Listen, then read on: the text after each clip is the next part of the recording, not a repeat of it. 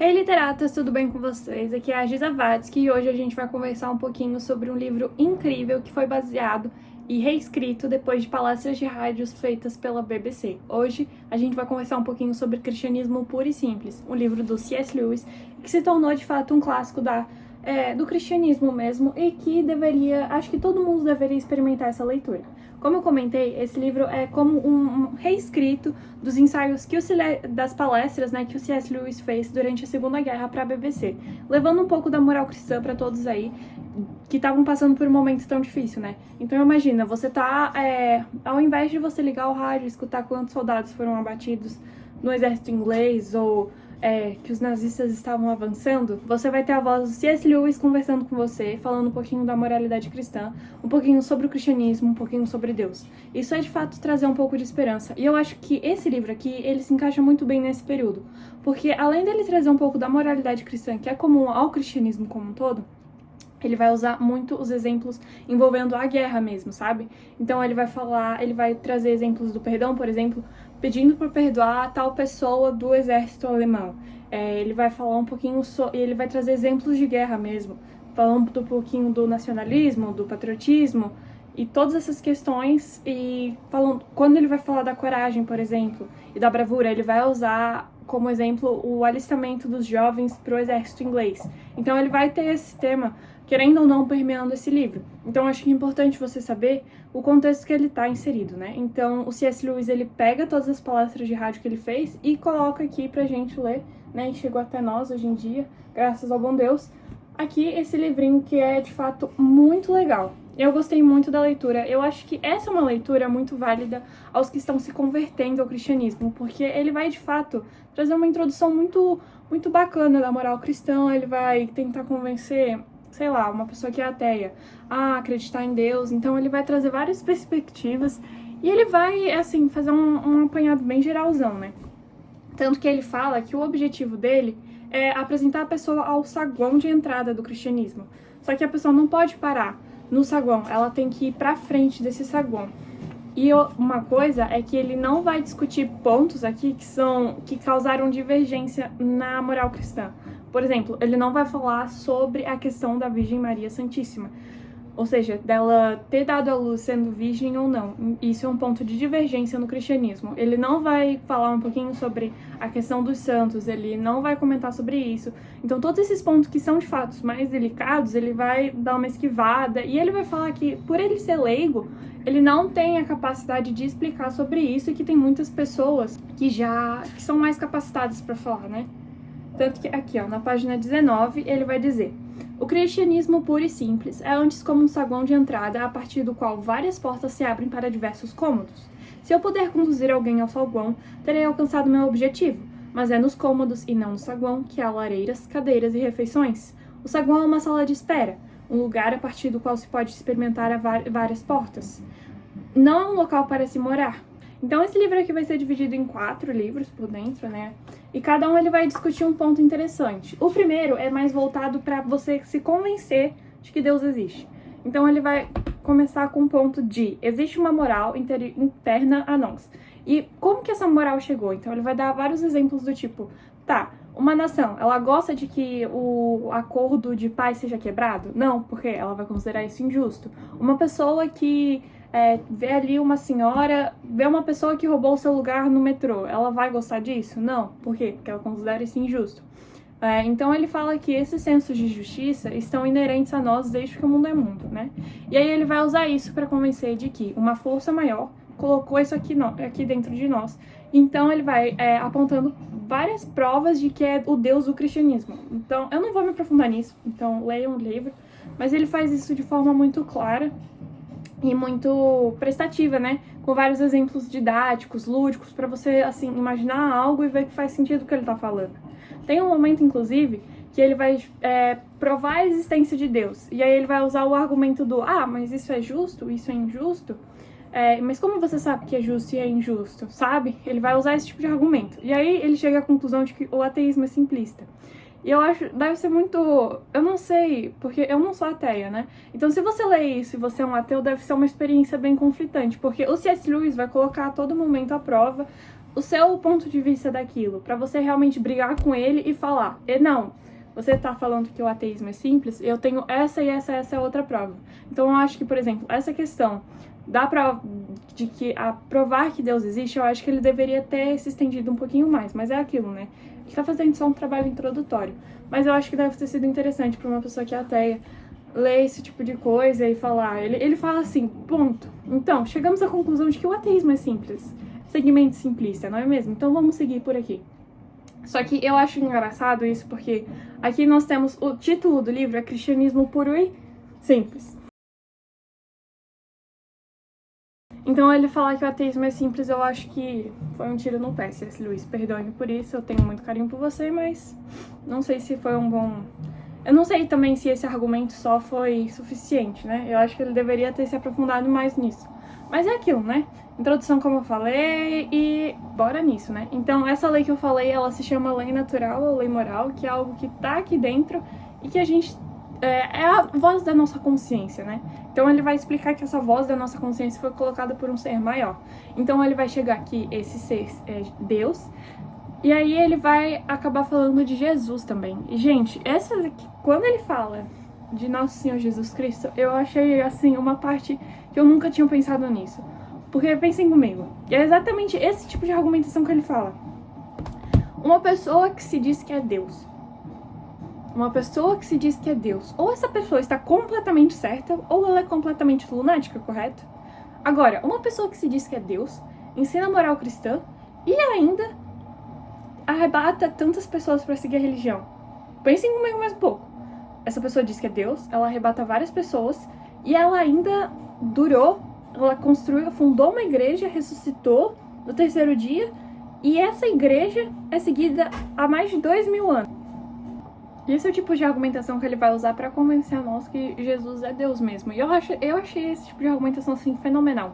Porque se uma pessoa que se diz Deus e leva esse nome por mais de 2000 anos, tem alguma coisa aí, né? Então ele vai pautar aí que ele tá tratando mesmo de Jesus e que ele é Deus.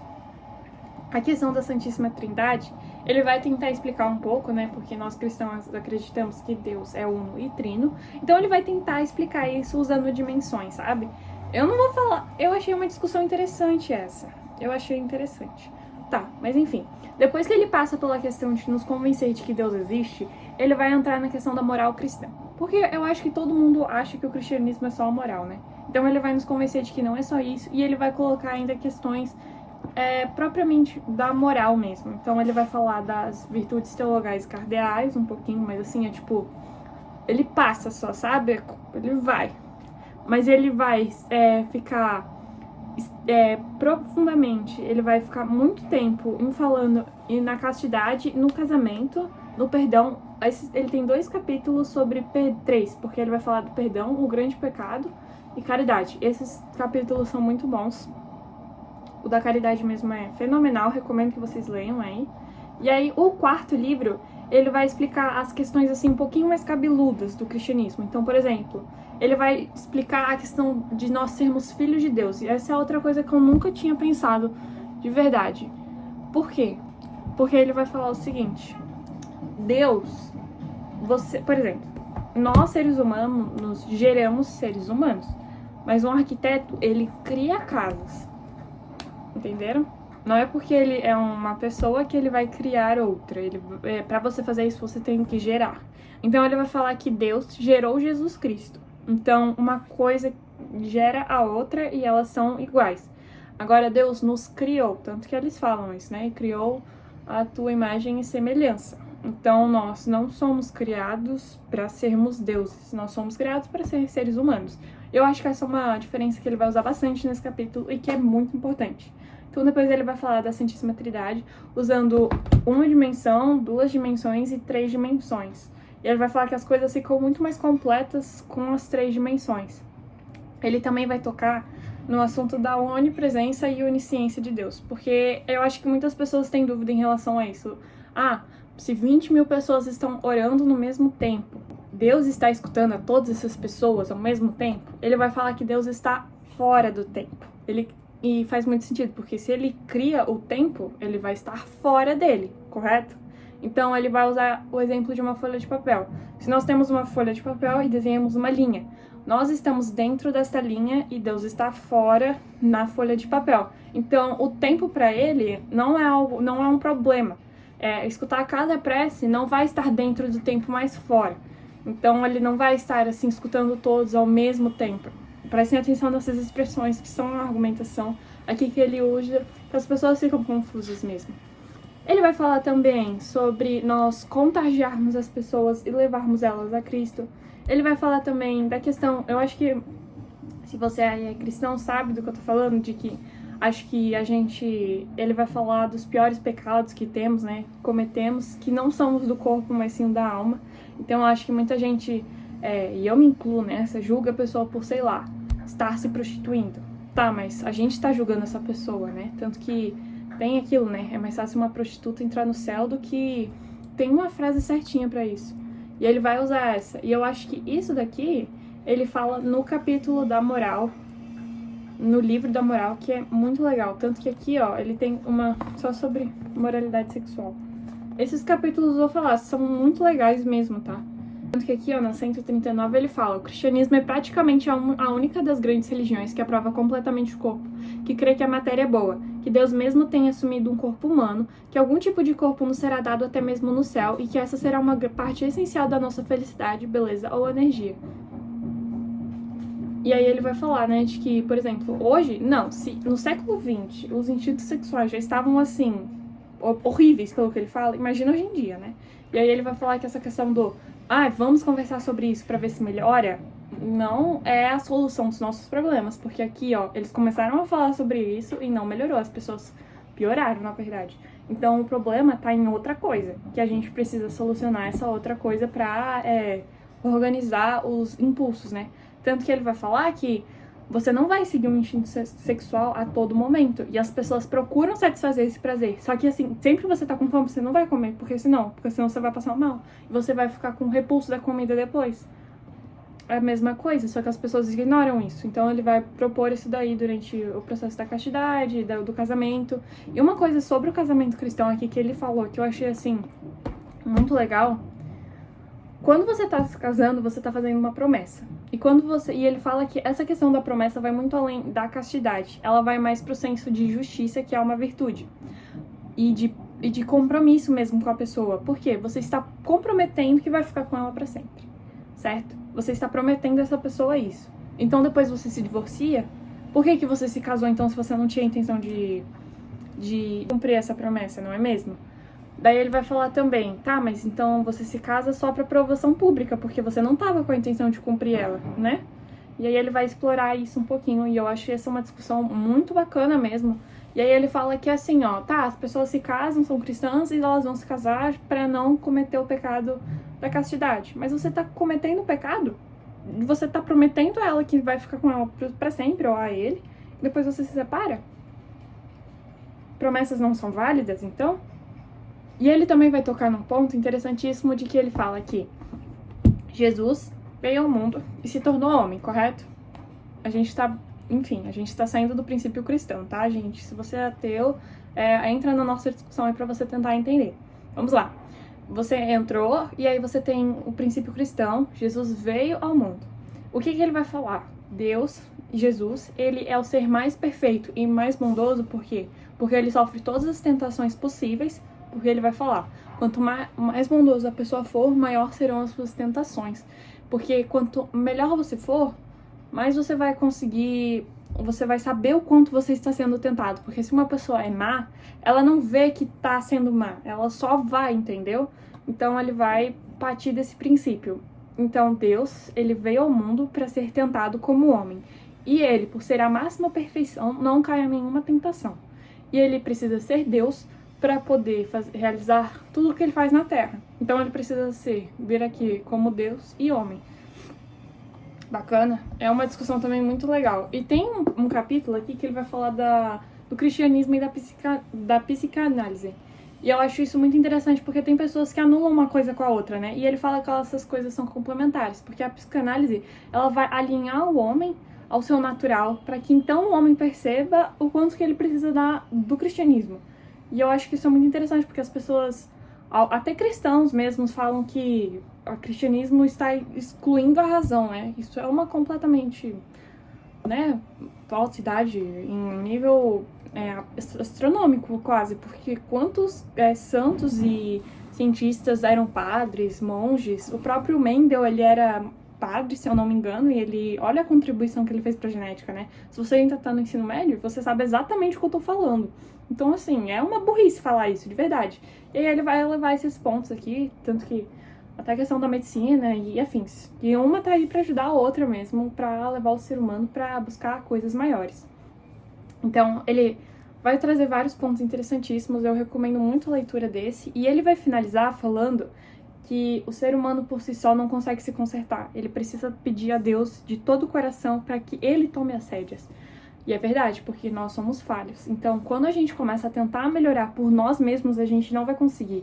E é aí que vem a hora de nos prostrarmos e pedirmos a Deus para Ele nos consertar e Ele nos moldar a seu caráter e fazer o que Ele quer conosco. E aí ele fala que, se você aceitar nisso, saiba que Ele vai exigir tudo. Ele vai exigir nada menos que a perfeição. Afinal, é isso que é entrar no céu, né? É ser perfeitos. Ele fala, sede perfeitos. E ele vai exigir tudo. E eu acho que muitas pessoas ficam com medo, né, disso tudo. Só que aí é nessas horas que a gente deixa de ser nós mesmos e nos entregamos 100% à vontade dele.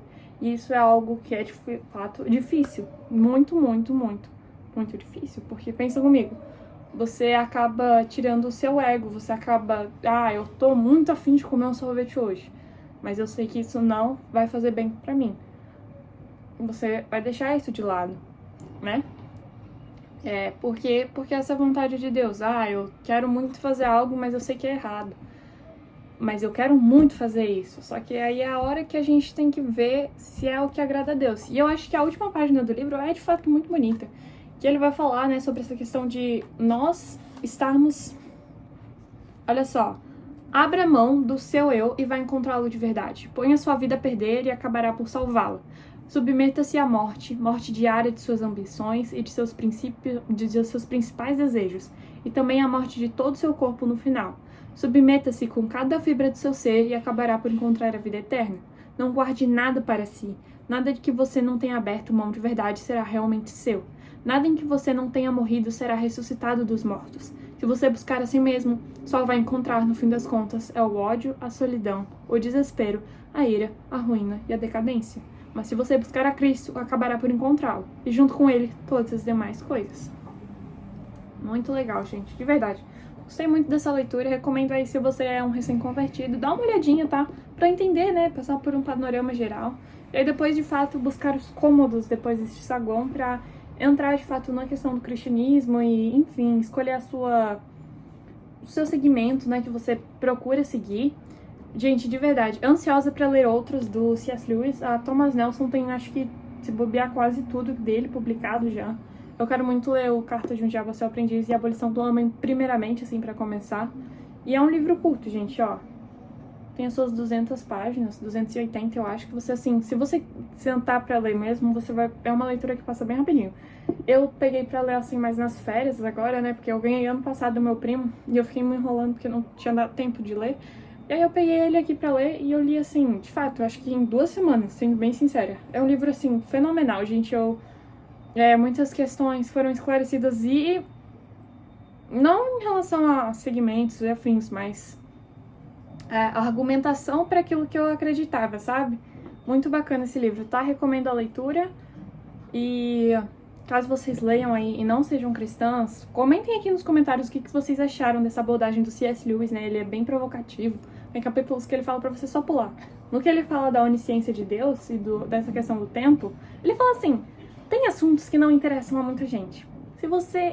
Isso daí é um deles. Se você não se interessar por isso, pula o capítulo. Não faz mal pular algumas páginas de um livro. E ele vai falar isso, e eu acho isso muito engraçado, porque a gente tá lendo isso, C.S. Lewis. Você não pede pra gente pular isso, sabe? E aí eu acho que a maior provocativa dele nesse livro foi falar que os ateus eram simplistas. Eu não sei se eu concordo, pra ser bem sincera, mas enfim, né? C.S. Lewis sendo provocativo pra os ateus lerem isso e Eu não sou simplista, olha só as minhas argumentações de que Deus não existe, daí a pessoa vai puxando, né? Eu acho que esse é o objetivo dele no final das contas. Só que falar que é simplista é complicado, né, C.S. Lewis? Olha o título do livro. Enfim, gente, recomendo a leitura, tá? De verdade. Deem uma olhadinha. C.S. Lewis sendo C.S. Lewis, uma pessoa que eu gostaria muito de ter conhecido em vida, mas enfim, né? É grande autor do século XX. Se inscrevam aí no canal, deixem seu like, porque para a felicidade de alguns, ou tristeza de outros, neste ano, 2025, eu vou trazer livros voltados para o vestibular. Pra ser bem sincera, não sei se é pra minha felicidade isso, mas enfim, se você for prestar a UFSC, o FPR, saiba que este ano eu vou fazer essas leituras aí e vou trazer sim as resenhas e vou criar uma playlistzinha ali com os livros do UFSC e o FPR pra você aí dar uma olhada, né? Porque é muita coisa, então... Enfim, saibam disso, tá? Um beijo, fiquem com Deus, leiam sim esse livro, tá? Ele é maravilhoso, engraçado, muito bom, as argumentações, os exemplos que ele dá são muito bons. Tchau, tchau e até o próximo vídeo.